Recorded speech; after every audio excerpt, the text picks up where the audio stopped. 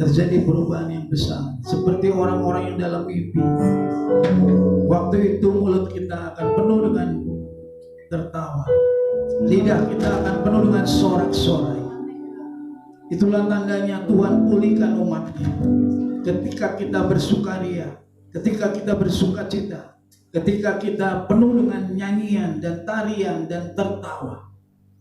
Karena Tuhan berjanji akan melakukan perkara-perkara yang besar kepada kita. Jika kita bersukacita dalam Tuhan, kita mendapatkan kekuatan yang baru. Seperti batang air yang mengalirkan air ke tanah yang kering, demikian Roh Kudus akan dilepaskan mengalir di dalam hati saudara dan akan memberikan damai dan sukacita yang melimpah-limpah. Karena ketika engkau memuji dan menyembah Tuhan, maka malaikat-malaikat Tuhan akan turut bersama memuji dan menghadirkan hadirat dan kemuliaan Tuhan turun. Mari sembahlah Tuhan dengan segenap hati, karena Tuhan berjanji akan mengalirkan pemulihan kepada Sion, akan mengalirkan sukacita kepada umatnya. Terima kasih ya Tuhan, terima kasih ya Bapa. Kami berdoa Roh Kudus mengalir di dalam hati setiap kami, memberikan damai sukacita yang tak terkatakan, yang lebih dari apapun yang dapat kami bayangkan. Mari Tuhan, biarlah melalui firman Tuhan pada siang hari ini, kami semua dibangun, dikuatkan, dipulihkan, disembuhkan. Karena ketika kami percaya kepada firman, firman itu tidak pernah berbohong, firman itu selalu akan berhasil. Berikan kepada kami semua Tuhan iman, untuk kami tidak ragu, untuk kami tidak goyah, untuk kami tidak bimbang, tetapi untuk kami percaya kepada firman-Mu. Terima kasih Bapa, di dalam nama Tuhan Yesus. Dan semua yang percaya katakan amin. Haleluya, puji Tuhan. Drop it.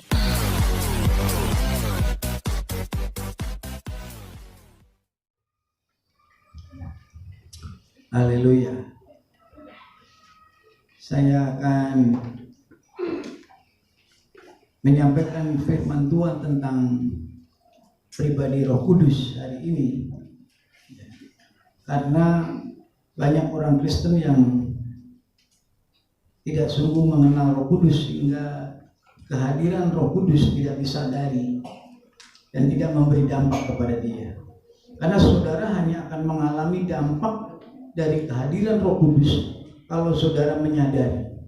Sayang sekali banyak orang Kristen yang sudah menerima Roh Kudus tinggal dalam dirinya tetapi dia tidak menyadari. Nah, paling banyak kitab yang membicarakan tentang Roh Kudus itu adalah kitab Yohanes. Dan di dalam kitab Yohanes yang menceritakan panjang lebar tentang Roh Kudus itu adalah Tuhan Yesus sendiri. Jadi dalam Perjanjian Lama tidak ada kisah yang panjang lebar tentang pribadi Roh Kudus, karena tidak ada nabi yang juga penuh dengan Roh Kudus yang tidak kenal Roh Kudus. Tetapi setelah Yesus datang, Yesus memperkenalkan kepada kita pribadi Roh Kudus. Dan itulah pribadi yang menyertai kita pada waktu Yesus naik ke surga di hari Pentakosta. Dia berjanji kepada murid-muridnya, inilah janjiku kepadamu, bahwa aku pergi ke rumah Bapa, tetapi kamu nanti akan menerima Roh Kudus turun ke atas kamu, dan kamu akan menerima kuasa, dan kamu akan menjadi saksiku di Yudea, Samaria, sampai ke ujung bumi. Saudara, janji Tuhan bahwa Dia akan datang kembali itu didahului dengan janji Tuhan Dia memberikan kita Roh Kudus. Kita akan merayakan Pondok Daun. Pondok Daun itu perayaan di mana berbicara tentang Yesus yang akan datang kembali menjadi raja. Ya, kalau 3 hari perayaan besar di dalam Alkitab itu adalah perayaan Paskah, perayaan Pentakosta, dan perayaan Pondok Daun. Orang Israel merayakan Paskah waktu mereka keluar dari Mesir, merayakan Pentakosta waktu mereka ada di tanah Kanaan, tanah perjanjian, dan mereka kemudian membangun bait suci yang besar yang terkenal sebagai bait suci Salomo, dan di situ mereka berdoa membawa korban persembahan menantikan datangnya Mesias. Sementara bait suci yang ada masih berdiri, Mesias sudah datang, Yesus datang. Tetapi orang-orang Israel tidak menerimanya. Kemudian setelah Yesus naik ke surga, bait Allah itu dihancurkan. Dan sampai hari ini orang Israel masih berusaha membangun bait suci itu lagi. Coba bayangin saudara ya. Yesus pada waktu datang, sebenarnya dia sudah bicara kepada semua orang bahwa ketika kamu membaca kitab tentang datangnya Juru Selamat, Yesus berkata, hari ini digenapilah firman ini. Waktu firman Tuhan berkata, Roh Allah turun ke atas kamu, dan kamu akan menerima mujizat, dan kamu akan memberitakan kabar baik kepada orang miskin, dan kamu akan melihat orang buta melihat, orang lumpuh berjalan, orang tuli mendengar, orang mati dibangkitkan. Dan inilah penggenapannya. Semua janji-janji Tuhan, dari yang kecil akan lahir di Bethlehem seorang bayi, sudah. Kemudian dia akan disebut Immanuel, Juru Selamat, sudah. Kemudian dia akan membebaskan orang dari penindasan dosa, sudah. Kemudian dia menyembuhkan orang yang buta, menyembuhkan orang yang lumpuh, bahkan membangkitkan orang mati, semuanya sudah. Kemudian orang Israel berdoa, kapan Mesias datang? Kapan Mesias datang? Ini bait suci sudah berdiri. Itu bait suci Salomo itu dibangun dua generasi ya. Raja Daud mempersiapkan emas, mempersiapkan tanah, mempersiapkan perak, mempersiapkan kain, mempersiapkan semuanya. Kemudian setelah itu Raja Salomo mendirikan dan mentahbiskan. Jadi di dalam 2 generasi, ya kalau satu generasi 40 tahun, jadi 2 generasi ini sekitar 50 sampai 80 tahun itu dipersiapkan berdiri satu bait suci yang megah. Tetapi pada waktu Yesus datang, bait suci itu ada berdiri, tetapi orang-orang Israel tidak menyadari Mesias sudah datang.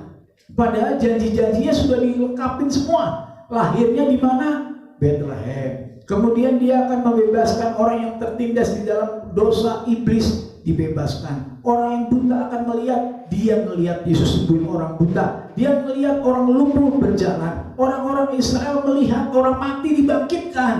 Lazarus 4 hari sudah mati dibangkitkan. Semua yang menjadi tanda-tanda janji-janji Tuhan, Mesias datang, sudah digenapi oleh Tuhan Yesus. Bahkan kematian Tuhan Yesus sudah dinubuatkan bahwa dia yang nanti tergantung di kayu salib, sesungguhnya dia tidak menanggung dosanya, tetapi dia menanggung dosa umatnya. Sesungguhnya dia yang tergantung di kayu salib, disiksa, dihina, tetapi bukan karena pelanggarannya, tetapi supaya oleh bilur-bilurnya kamu disembuhkan semua.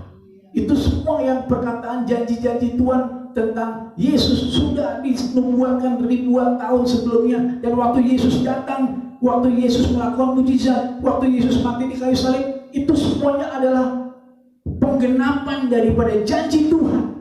Tetapi masih saja orang Israel belum percaya.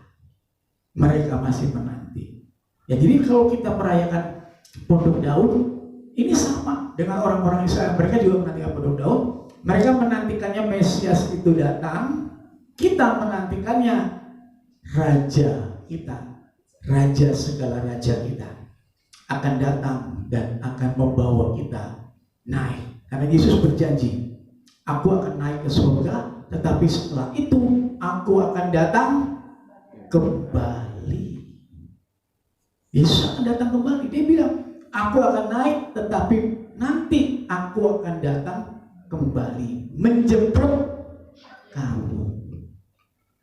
Jadi kita sekarang ini sedang dalam masa penantian Yesus datang kembali. Nah, pribadi yang menyertai kita sekarang, yang sangat penting, yang harus kita kenal, ya, yang ada di dalam diri kita, yang menyertai kita, itu adalah pribadi Roh Kudus. Dan paling banyak kitab tentang Roh Kudus ada di dalam kitab Yohanes. Dan kita akan baca salah satunya dari Yohanes pasal 16. Kita buka ayat 4 sampai ayat 13.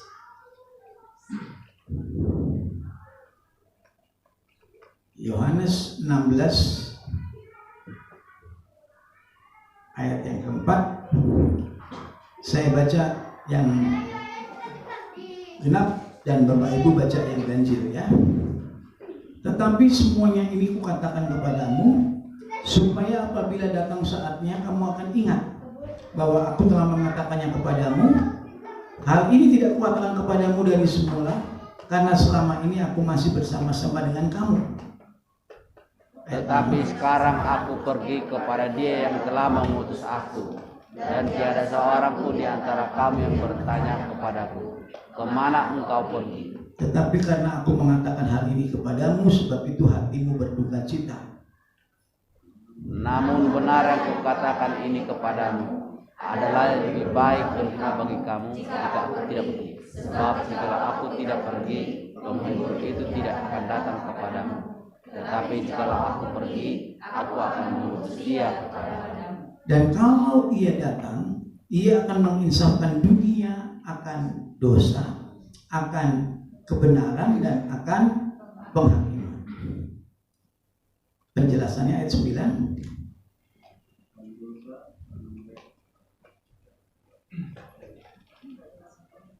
Nah, jangan terlambat dong ya. Akan dosa karena mereka tetap tidak percaya kepadaku. Ya, jadi ingat ya, istilah dosa itu saudara, apa nama arti dosa? Ya, jadi dosa bukan mencuri, bukan bohong, itu juga dosa. Tetapi yang membuat orang kena penghakiman itu karena Tidak percaya. nah, ya. Jadi yang membuat orang masuk neraka itu karena apa? Karena mencuri, karena bohong, karena berzina? Bukan. Orang masuk neraka karena tidak percaya. Jadi ada pelacur yang hidupnya selalu jadi orang nakal, tetapi terakhir hidupnya dia percaya selamat. Pembunuh selama hidupnya membunuh terus, terakhir dia berkata kepada Tuhan, Tuhan, aku percaya hari ini kamu bersama dengan aku, dia selamat. Jadi ingat ya, Roh Kudus itu menginsafkan kita akan dosa. Dosanya apa yang paling besar? Tidak percaya. Tidak percaya. Itu ya. Jadi jangan ngomong cuma Roh Kudus ingetin kita dosa-dosa. Bukan itu. Yang paling bahaya adalah dosa yang membuat kita hilang keselamatan kalau kita tidak percaya. Oke, sudah beres tentang dosa ya. Jangan sampai ada yang nggak ngerti lagi. Sekarang yang dimasukkan tentang kebenaran ayat 10 ya. Roh Kudus akan menginsafkan kita akan ayat 10 akan kebenaran, karena aku pergi kepada Bapa dan kamu tidak melihat aku lagi. Jadi kebenaran yang dimaksud di sini adalah waktu Yesus pergi, nanti Yesus akan berjanji memberikan kepada kita Roh Kudus. Ya. Jadi kebenaran ini bicara tentang pribadi Roh Kudus. Ya.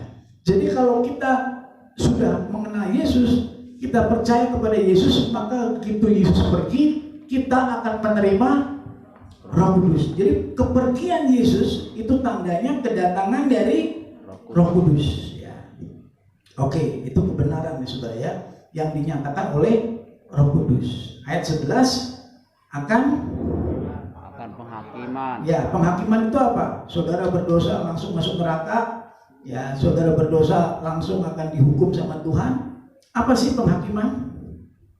Baca ayat 11, 1, 2, 3. Karena penguasa dunia ini telah dihukum. Ya, jadi penghakiman itu yang utama adalah penghakiman kepada iblis, malaikat yang menentang Tuhan, malaikat yang memberontak, malaikat yang tidak mau percaya kepada Tuhan, yang melawan Tuhan, yang ingin menjadi seperti Tuhan. Malaikat-malaikat itulah yang nanti akan dihakimi. Itulah yang disebut penghakiman. Bukan nanti semua orang baik Kristen nggak Kristen antri akan dihakimi satu-satu, bukan ya. Jelas penghakiman itu bukan itu, yaitu penguasa dunia, iblis itu nanti akan dihukum ya. Dan dia sudah dihukum pada waktu dia kehilangan kunci kerajaan maut. Itu waktu Yesus mati di kayu salib, Yesus ambil kunci kerajaan maut. Disitulah sudah mulai penghukuman. Tetapi penghakiman yang terakhir nanti pada waktu Yesus datang kembali akan ada penghakiman kepada penguasa dunia. Oke? Sekarang ayat yang ke-12, masih banyak yang harus kukatakan kepadamu, tetapi sekarang kamu belum dapat mengerti atau menanggungnya. Ayat 13, ya ini penting dibaca. Tetapi apabila ia datang, yaitu Roh kebenaran, ia akan memimpin kamu ke dalam seluruh kebenaran. Sebab ia tidak akan berkata-kata dari dirinya sendiri, tetapi segala sesuatu yang didengarnya, itulah yang akan dikatakannya, dan dia akan memberitakan kepadamu hal yang benar. Nah, ayat 13 ini kunci nih saudara ya. Apabila ia datang, ia itu siapa saudara? Nah, loh kan? Kudus. Yesus lagi ngomong tentang siapa nih? Roh Kudus ya. Apabila ia datang, ini Yesus yang ngomong nih ya. Yesus lagi ngomong tentang Roh Kudus. Tadi yang menginsafkan akan dunia tentang dosa, tentang pembenaran, tentang penghakiman, itu pekerjaan Roh Kudus. Roh Kudus akan insafin orang. Kalau kamu nggak percaya, kamu binasa. Kalau kamu percaya, dosamu merah seperti apapun akan dibuat putih. Itu Roh Kudus yang ngomong saudara. Jadi kalau ada orang menolak Roh Kudus, itu orang itu mengalami kerugian besar. Kenapa? Roh Kudus sudah bicara sama dia untuk dia menjadi percaya, tetapi dia menolaknya ya. Oke, jadi kalau dia datang, itu Roh Kudus datang. Disebut lagi, dijelaskan.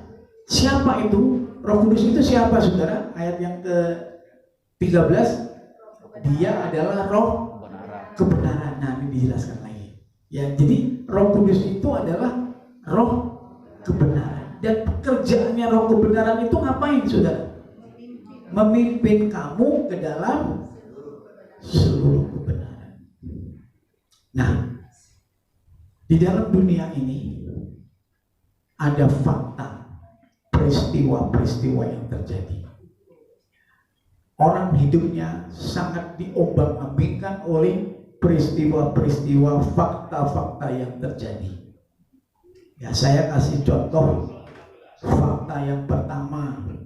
Ya, ada orang yang pergi ke dokter, kemudian dokter bilang, "Ibu, maaf sekali, saya ikut prihatin karena dari pemeriksaan kami terdapat ginjal ibu yang sudah tidak berfungsi dan kami harus operasi.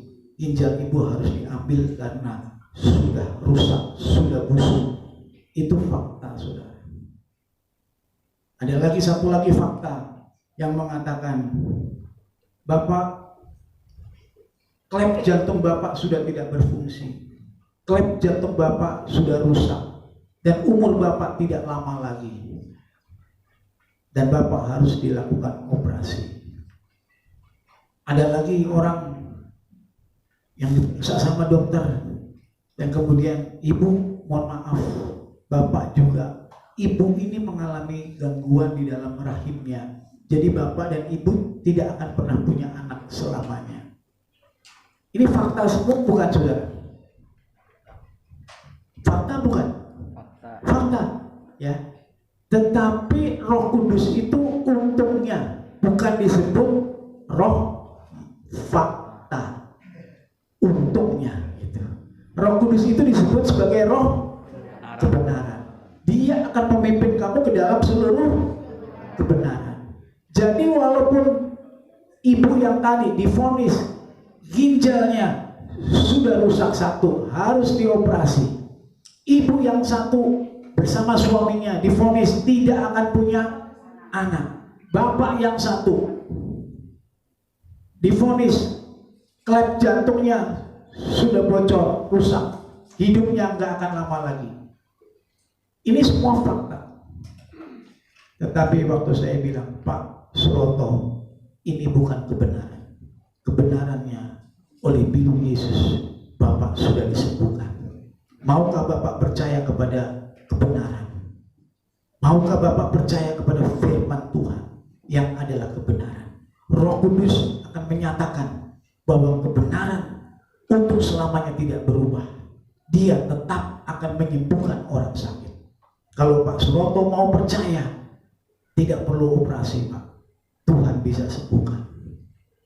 Dan dia bilang, ya Pak Thomas, saya percaya.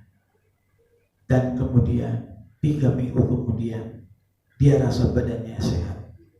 Dia cek ke dokter, jantungnya sudah berfungsi normal, klepnya berfungsi normal. Dan sampai hari ini Pak Suroto masih hidup di Tambun, tetangganya Mbak Marni. Klep jantungnya tidak perlu diganti. Sudah 20 tahun. Dokter bilang waktu itu harus dioperasi. Biaya operasi 80 juta. Waktu itu rumahnya Pak Roto harganya 40 juta. Ya, gimana Pak Thomas, saya jual rumah masih nggak cukup. Belum ada BPJS waktu itu. Ya, tetapi untungnya Roh Kudus adalah kebenaran yang meyakinkan. Ayo Pak Suroto, percaya kepada kebenaran firman. Kebenaran ini bisa merubah penyakit menjadi kesembuhan. Dan teman saya yang divonis Ibu Susan dengan Pak Ronald, tetangga saya di Cinere, divonis 4 tahun menikah tidak punya anak dan selamanya tidak akan punya anak. Kemudian dia juga percaya kebenaran bahwa Tuhan akan memberikan anak dan cucu. Ini kebenarannya, bahwa di dalam Yesus tidak ada sakit penyakit. Yesus sudah memberikan semuanya untuk mendatangkan kebaikan. Percaya bahwa Ibu Susan akan punya anak. Hari ini dia punya anak 3, saudara. Yang divonis tidak punya anak, sekarang anaknya sudah 3. Sudah menjadi sarjana. Saudara, ibu yang tadi dibilang jantung, klepnya, ginjalnya rusak 1. Sebelum operasi, kemudian dokter bilang, kita lakukan ronsen sekali lagi. Waktu di ronsen, dokter bilang, ini nggak salah, kok ginjalnya baru, yang kemarin ginjalnya busuk. Ronsen sekali lagi, di ronsen lagi, loh kok baru lagi? Akhirnya dokter yang mengatakan ini mujizat. Ginjalnya dua-duanya sekarang berfungsi normal tanpa ada dioperasi. Haleluya. Saudara, kebenaran tidak pernah bohong. Kebenaran adalah Roh Kudus yang selalu memimpin kepada kebenaran.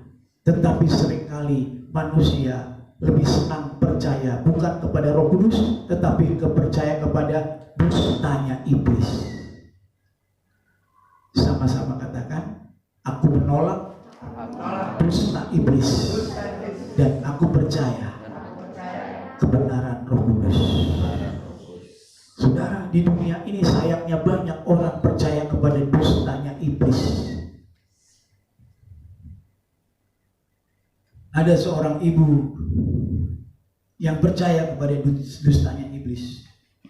Dia bilang, aku selamanya tidak akan pernah bisa lepas dari narkoba. Kalau aku lepas dari narkoba, aku akan mati. Dan dia tidak percaya kepada kebenaran bahwa Yesus bisa membebaskan dia. Dan wanita ini akhirnya hanya percaya kepada dustanya iblis. Selama hidupnya terus menerus dia tidak mau beriman. Dia percaya dia harus minum obat minum obat dan minum obat. Kalau orang percaya kepada dusta iblis, akhirnya apa yang terjadi, saudara? Apakah penyakitnya bisa berubah menjadi kemuliaan dan kesembuhan dan kemudian menjadi kesaksian banyak orang? Nggak bisa. Dia tetap sakit dan selamanya sakit dan akhirnya mati. Ada lagi, karena diputus sama pacar, dia stres, dia kemudian nangis. Hidup saya sudah tidak berguna, saya sudah kehilangan keperawanan saya sudah kasih ke dia, saya pikir dia akan mencintai saya selama-lamanya, saya pikir dialah pria yang dari Tuhan yang akan mengasihi saya, ternyata dia selingkuh, ternyata dia punya perempuan lain, ternyata sekarang saya dibuang, saya sudah nggak ada harganya. Saudara, itu tipuan enggak? Siapa bilang kamu harganya cuma dari keperawanan kamu? Yesus bayar jiwa kamu dengan darahnya. Kamu berharga di mata Tuhan. Enggak, Pak. Saya sudah nggak ada gunanya lagi. Kamu dibaharui sama Tuhan. Jiwa kamu menjadi ciptaan yang baru. Kalau namanya badan, kita semua badannya akan jadi tua, jadi peot. Ya. Mungkin masih perawan, tapi juga perawannya udah peot. Gitu. Mosok itu kebenaran, itu semua hanya fakta yang nantinya kita kubur, kita tinggalkan. Tapi kebenarannya kamu berharga di mata Tuhan. Tidak, saya tidak ada gunanya. Ambil pisau, mau bunuh diri. Untung ketolong. Saudara, orang ini percaya dengan dusta iblis. Dan sayangnya banyak orang Kristen percaya kepada dusta iblis. Dia percaya dia miskin, dia percaya dia nggak bisa sembuh, dia percaya dia tidak bisa jadi orang berhasil, dia percaya semuanya dusta iblis. Tuhan tidak pernah memberikan yang jelek buat saudara. Yang jelek itu karena dosa kita, karena perbuatan dunia, karena kelakuan orang-orang di sekitar kita yang berdosa. Tapi dia sendiri tidak pernah memberikan kepada kita pencobaan. Karena Tuhan katakan, aku tidak pernah mencobai semua orang. Pencobaan datang dari dunia. Pencobaan datang karena dosa manusia, dosa dunia. Kalau ada orang diperkosa, apakah itu Tuhan yang melakukan? Ini kehendak Tuhan supaya saya diperkosa. Karena ada firman yang mengatakan Tuhan turut bekerja dalam segala hal mendatangkan kebaikan. Jadi itu yang kemauannya Tuhan supaya saya diperkosa. Atas izin Tuhan terjadilah perkosaan itu. Benar gak, saudara? Berarti Tuhan bertanggung jawab dong. Yang gila siapa? Ada orang di pinggir jalan yang memperkosa dia, itu yang salah, bukan Tuhan. Ya.